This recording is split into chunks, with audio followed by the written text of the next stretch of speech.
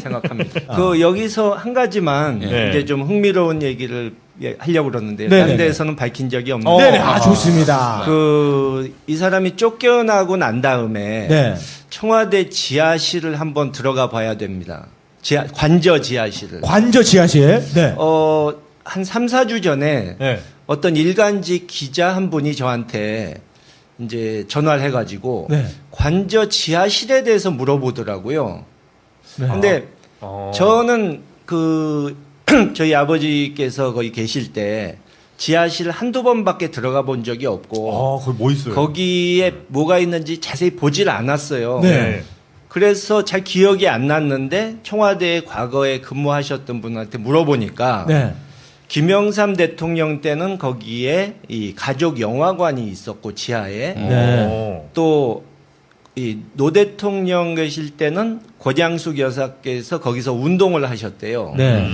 근데 이 박근혜 정권에서 거기서 뭘 했는지 좀 뭐 수상한 뭐가 있다더라. 오. 지금 다 치웠겠죠. 뭐 글쎄요. 뭐 차은택 씨도 뭐 이런저런 얘기가 있지 않았습니까? 그래서 장르가 그쪽입니까? 예. 이건 그렇습니다. 그래서 네. 거기를 개조해서 네. 이 즐겁게 노는 장소로 혹시 만든 것은 아닌가 의심을. 그러니까 제가 의심하는 게 아니라 언론이 그렇게 의심한다. 남 탓하지 마시고요. 기자 중에. 네네네. 이건 하나 여쭤보겠습니다. 와. 박근혜가 그 휴대전화를 대포폰을 썼는데 낮이나 밤이나 그 대포폰을 관저에서 썼다는 겁니다. 예. 관저에서 일했다는 얘기가 일을 안 했다는 소리죠. 관저에서도 업무 볼 수 있다고 얘기한 거는 근데 대통령이 업무를 보려면 예. 옆에 보좌진이 있어야 업무를 볼 수 있거든요. 뭐 작가나 소프트웨어 기술자처럼 재택근무할 수 있는 게 아니잖아요. 예. 비서진이 와서 보고도 하고 뭐 물어보는 거 대답도 하고 해야 업무를 볼 수 있는데 웬만한 비서들은 진짜 긴급한 상황에 부르지 않으면 거의 관저를 올라가질 않았다고 그러는데 그러면 그 사람 누구하고 업무를 봤다는 얘기인가요? 거기 관저에 항상 있는 사람들은 그저 잔심부름 할 사람들밖에 없는데. 요리사 뭐 이런 분들. 예, 그렇죠. 그러니까 말이 안 되죠. 저는 박근혜 씨가 이 나쁜 대통령이라고 부르기 전에 예. 이 제정신이 아닌 사람이었다 이렇게밖에 얘기를 할 수가 없는 게 이 아무리 무능하거나 아무리 악독한 사람도 예. 대통령 자리에 오르면 예. 일을 하고 싶어야 싶은 마음이 생겨야 정상이거든요. 왜냐하면 이제 대통령 자리에 올랐는데 부하들을 보지도 못하고 소식을 보고도 못 듣고 이러면 바깥 돌아가는 게 어떻게 되는지도 모르고 또 밑에 사람들이 자기 시킨 거를 하고 있는지도 궁금하고 하니까 이 일을 안 하고 있으면 불안해야 되는데 예. 혼자 그렇게 놀고 있어도 불안한 마음이 안 들었다는 얘기는 제정신이 아니라는 소리예요. 아니에요. 그렇게 보실 건 아닙니다. 드라마가 너무 재밌어요. 그러니까 일하기에는 드라마가 너무 재밌었어요. 아니 엊그제 보도에 뭐 최순실이 뭐 2-3시간밖에 안 자면서 일을 했다고 그랬잖아요. 그러니까 남이 자기 일을 대신 해주니까 본인은 그렇게 놀 수가 있었던 거예요. 거기 발 담그지 마. 아, 위원장님은 청와대 관저에 같이 생활했습니까? 그러니까 거기서 살은 건 아니지만 사실 뭐 해외 유학 갔다가 네. 이제 뭐 방학 때 왔을 때 네. 가족들하고 거기에 지내고 했었으니까 뭐 구조나 이런 건 잘 알고. 지하실에 뭐 있었는지 모르세요? 위원장님도? 그러니까 왜냐하면 지하실을 저희 때는 별로 사용을 안 했던 게 네. 지하실 가는데 계단을 내려가야 돼요. 근데 두 분 어른께서 네네네네네. 다리가 안 좋으시기 때문에 네. 전혀 지하실 사용을 안 하셨어요. 그러니까 저희도 뭐 거길 들어갈 일이 없었던 거죠. 네. 당시에 뭐 아빠라고 불러요? 어떻게 불러요? 아니 아버지라고 부르죠. 아버지라고. 뭐라고 그러니까. 네. 그 대신 엄마는 엄마죠? 아니 당연히 어머니라고. 어머니. 네. 엄마도 어머니예요. 우리 김대중 대통령님은 그러면은 그 관저에서는 업무 거의 안 보시고 그러니까 뭐 특별히 몸이 안 좋으신 날 빼고는 이 긴 시간을 관저에서 보내시는 걸 본 적이 없습니다. 아, 그러니까 그 당시에 사실 임기 초부터 이 신장 투석을 받으셔야 될 상태였는데 아. 그 신장 투석을 받으면은 종일 쉬어야 되거든요. 예, 힘이 예. 들어서 예, 한 예. 반나절은. 예, 예. 그렇기 때문에 그걸 안 하고 버티신 거죠. 아. 위원장님은 MB랑 GH 중에 누가 더 좋아요? 글쎄요. 그러니까 그러니까 비교 뭐 5위. 그러니까 그거를 뭐 비유하자면 물에 빠져 죽느냐 독사에 물려 죽느냐 선택하라는 소리인데 아이고. 되게 어렵죠. 재치 있습니다. 독사가 낫죠. 물은 저 4대강을 의미하는 MB 같은데. 아, 그렇게 되는구나. 아유, 그렇구나. 마음은, 그저 대통령직까지 이뤘는데, 굳이, 뭐, 구속을 하고 감옥 보내고, 이건 좀 심하지 않느냐. 이런 논리로 방어할 것 같은데, 어떻게 보십니까? 참고로 무당은 구속 안 된다고 얘기했습니다. 아, 그래요? 네. 무당 구속은 안 된대요. 자, 네. 그럼 내가 나는 8대 0이고요. 전도사의 명예를 걸겠습니다. 교회 전도사. 지금까지 마친 거 하나도 없잖아요. 네. 위원장님, 네, 의견. 그러니까 이 구속이요. 네. 글쎄요. 검찰이 이제 알아서 결정을 해야겠지만 저로서는 지금 뭐 수사를 피하고 있고 증거인멸 시도가 있고 그 두 가지만 놓고 봐도 구속 사유는 충분하지 않나. 게다가 지금 돈 써서 예, 이 관제 데모 예, 시켰다는 것까지 나오지 않았습니까? 예. 그러니까 충분히 예. 이 피의자로서 하지 않아야 될 것은 다 했기 때문에 또 있습니다, 위원장님. 거주지 불명입니다. 온갖 강남의 호텔들은 다 다녔어요. 집에 없었습니다, 주로. 그래서 팩트입니까? 이 사람 그 뉴스를 안 봤구나. 그 박근혜 강남 호텔 그것만 입력해봐 다 나와. 지금 아마 그 원래 살던 삼성동 집 근처 주민들은 예. 제발 구속돼서 예. 삼성동으로 안 돌아오기를 바라고 있을 겁니다. 그 동네 시끄러워서 어떻게 살겠습니까? 혹시 이제 대선이 어쨌든 뭐 아마도 5월 중에 시작이 될 가능성이 굉장히 높아 보이는데 네. 만약에 곧 김대중 전 대통령께서 계시다면 어떤 분께 힘을 좀 실어줄까 혹은 어떤 분을 좀 예뻐하실까 이런 생각은 현재 야권 주자들 중에서 네. 누굴 좀 예뻐하실까요? 글쎄요. 그 뭐 특정인을 또 지지하는 것 같아서 아무래도 호남의 3위 안쳤을 겁니다. 안철수 의원은 분명히 아닙니다. 아, 아닙니다. 세 분 중에 한 분은 계시겠죠? 그렇죠. 혹시 그러니까 우리 뭐 딱 누구를 말씀드리긴 그렇고, 네. 그러니까 어떤 가치를 갖고 있는 사람입니까? 그러니까 일단 대권을 차지하려면 네. 자기가 가진 것을 모두 걸 배짱은 있어야 된다고 보셨거든요. 이재명 그래서- 시장. 야, 이재명 시장 디스 셀 들어가는데요. 안희정 지사랑.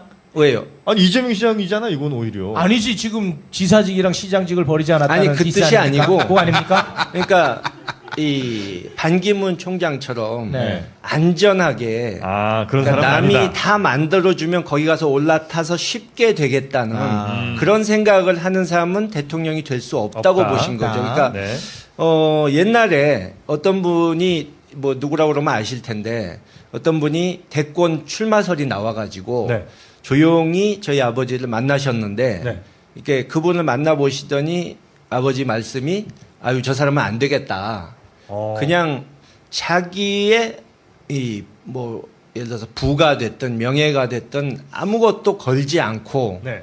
그냥 한번 해봤다가 안 되면 그냥 제자리로 돌아가는 그런 안전한 코스를 원하는데 그렇게는 절대 될 수가 없다. 고영태 씨랑 성이 같습니까 혹시? 예? 고영태 씨랑 성이 같나요? 그분은 아닙니다. 아 그분 아닙니까? 혹시 그 유력 주자 세 분 중에 위원장님한테 도와달라고 하신 분은 안 계십니까? 저는 뭐 이 국민통합위원장을 맡고 있고 경선에 직접 개입할 수 있는 입장이 아니기 아, 때문에 그렇습니까? 그분들이 전혀 말씀 안 하셨죠. 네. 매 그 선거철만 되면 그 노무현 정권에 같이 함께했던 분들 호남 홀대로 나오지 않습니까? 예. 거기에 대해서 좀 간략하게 저도 알아들을 수 있는 언어로 좀 설명해 줄 수 있을까요? 뭐 길게 얘기하는 것은 뭐 이미 여기저기서 얘기가 나왔기 때문에 네. 길게 얘기할 필요는 없고, 그러니까 뭐 호남의 유권자들이 좀 섭섭하게 여기실 분도 있고, 또 노무현 정권 때 좀 부족했던 부분도 분명히 있는 것은 사실인데, 고의적으로 호남을 홀대했다, 그것은 맞지 않는 표현이고요. 좀 오해가 좀 많이 있었다. 또 대북 송금 특검이나 이 열린우리당 창당, 그러니까 분당, 그것도 물론 잘못된 부분이 많았지만 그게 어떤 악의가 있어서 그랬던 것은 아니고 그러니까 판단을 잘못한 부분도 있고 또 누군가의 이간질도 좀 있지 않았을까요? 뭐 좀 그런 것도 있을 수 있죠. 그리고 여러 가지 복잡한 요소가 얽혀서 그렇게 된 것이지, 이 처음에 의도가 안 좋은 쪽은 아니었다. 그런 거죠. 그걸 그러니까 호남 분들도 알고 있습니까 지금? 많이 이해를 하셨다고 보고요. 근데 사실 좀 가라앉아 있었던 이슈인데, 네. 그것을 2015년 전당대회 때 다시 이렇게 이 불러왔구나 그거를. 또 수면에 띄워가지고 그 후부터 계속 상황이 악화됐는데, 박지원 네. 대표가요? 그렇죠. 근데 그렇죠. 이렇게 쉽게 대답합니까? 네. 오. 그러니까 저는 그 부분에 있어서 동의할 수가 없는 것이, 분명히 2009년에 아버지께서 돌아가시기 직전에 네. 그 노 대통령을 모셨던 분들과 박지원 대표, 뭐 정세균 대표 이런 분들을 모셔가지고 과거에 뭐 안 좋았던 감정은 다 잊고 정권 교체를 위해서 이 뭉쳐라, 다른 네. 정치 세력까지도 끌어들여서 이 내 몫을 떼주는 한이 있더라도 이 통합을 이루어 가지고 그 진보 정당까지도 다 품어라 하는 데까지 라고 최대한 말씀하셨어요. 그렇게 말씀을 하셨고, 그러니까 거기서 더 이상 논란을 일으키면 안 되는 것이죠. 또 그 말씀을 하셨다는 것을 박지원 대표께서도 작년에 그런 사실이 있었다는 걸 인정하셨고, 그렇기 때문에 그분이 이제 2008년에 정계에 복귀하신 후에 민주당에서 원내대표를 2번이나 하셨고, 2번째 하셨을 때는 그때 이해찬 총리 측과 이렇게 좀 협조가 있지 않았습니까? 그래서 그렇죠. 상대편에서 뭐 담합했다 이런 소리까지 들었는데, 예. 그리고 문재인 그 당시 후보가 이제 대선에 나섰을 때도 흔쾌히 도왔고, 그렇죠. 그러니까 그 지금 얘기한 그런 문제가 심각했다고 생각하면 그때 이의를 제기했어야지, 왜 가만히 있다가 나중에 당권을 놓고 경쟁할 때 뒤늦게 다시 꺼내느냐 이거죠. 2012년 대선 때 저 기억하는데요. 그때 박지원 대표가 문재인 전 대표, 당시에는 이제 대선 후보, 정말 강력하게 밀었고요. 근데 그해 말에 이제 안철수 전 대표가 이제 대선 출마를 하지 않았습니까? 그때 이해찬, 박지원 저 두 사람은 문재인의 앞잡이기 때문에 저 그만두게 해야 된다고. 그래서 그만뒀어요, 그 양반들이. 그러니까 제가 분명히 기억하는데, 그만두신 다음에 예. 또 안철수 당시 후보가 예. 자기가 그만두라고 해놓고 네. 그만두니까 내가 원하던 건 그게 아니었다. 아, 맞아요. 그래가지고 성대모사로. 예. 제가 원하는 그 부분은 그 부분이 아니었습니다. 그래서 맞아. 새정치 얘기하면서. 그분들도 새정치를 저는 원했습니다. 그분들도 문재인입니다. 굉장히, 예. 예, 안녕하십니까. 문재인입니다. 안 대표님, 언제 그랬어요? 오 잘하네. 오 잘해. 네. 그래서 그분들도 그때 상당히 불쾌하셨고, 저도 상당히 그때 뭐 저런 사람이 다 있나, 네, 그런 생각을 했거든요. 예. 그리고 사실 세상 일을 돌고 돈다는 게 지금 이제 박 전 대표가 표면적으로는 예. 안철수 의원의 열성적인 지지자가 돼 있으니까 네. 정말 세상 일이 이상하게 도는 거고. 그 우리 위원장님 보시기에 지금 박지원 대표가 안철수 대통령 만들기에 진짜 진심으로 진정성 있게 나서고 있다고 보십니까? 아니면 속으로는 딴 마음을 갖고 계신다고 보십니까? 그 뭐 당연히 후자죠. 아. 그 당 의원 중에 안철수 의원이 대통령이 될 수 있다고 믿는 사람이 아마 거의 없지 않을까. 아, 그래요?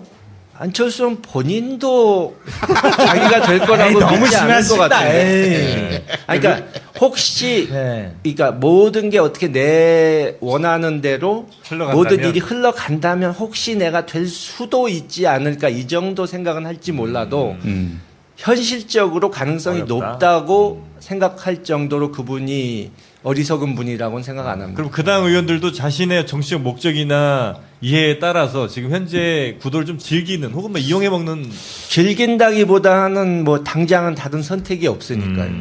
그러니까 저는 이렇게 보는데요. 대선 이후에 국민의당이 사실상 무너지고 결국에는 더불어민주당하고 합당하는 방향으로 그분들이 노선을 삼지 않겠는가 이렇게 좀 추정해 저분 보는데요. 예측님 다 틀렸으니까요, 지금까지. 근데 좀 전에 안철수 의원이 이제 이번 대선이 쉽지 않다는 걸 깨닫고 있을 거라고 말씀드렸지만 예. 완전히 포기했다는 뜻은 또 아니거든요. 예, 예. 그러니까 어쩌면 저는 처음에는 이번 대선에 실패하면 뭐 정계를 뜰 가능성까지도 있지 않을까 이렇게 생각했는데 뭐 들리는 바로는 또 확실한 건 아니지만 들리는 바로는 대선에 지더라도 개헌을 매개로 다음 대통령은 2년 3년만 하고 물러나라 이렇게 몰아가지고 그 6년제 임기 그 대통령제를 들고 나오지 않았습니까? 그 당에서. 예. 그러니까 다음 사람은 2, 3년만 하고 내가 재도전해서 6년을 하겠다. 이런 또 생각이 있을 수도 있다고 봅니다. 네. 우리 위원장님을 아주 어렵게 저희가 모셨기 때문에 네. 끝으로 이제 위원장님에 관한 질문하면서 마무리를 짓겠습니다. 위원장님은 어떤 선출직에 도전할 계획을 갖고 계십니까?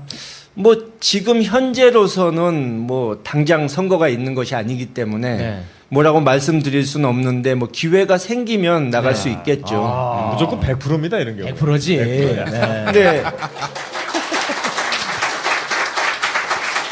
근데 대부분의 정치인들은 이제 금배지를 못 달면 자기가 실패한 인생이라고 생각하지만 네. 저는 뭐 꼭 금배지만이 이 나갈 길이다 이렇게 뭐 생각하지는 않으니까요. 일단 이 눈앞에 온 정권 교체부터 해내고 또 뭐 앞으로 이런 적폐 청산이라든가 또는 한반도 평화를 위해서 제가 뭐 조금이라도 역할을 할 수 있는 부분이 있다면 그걸 하는 걸 먼저 생각하고 있습니다. 네.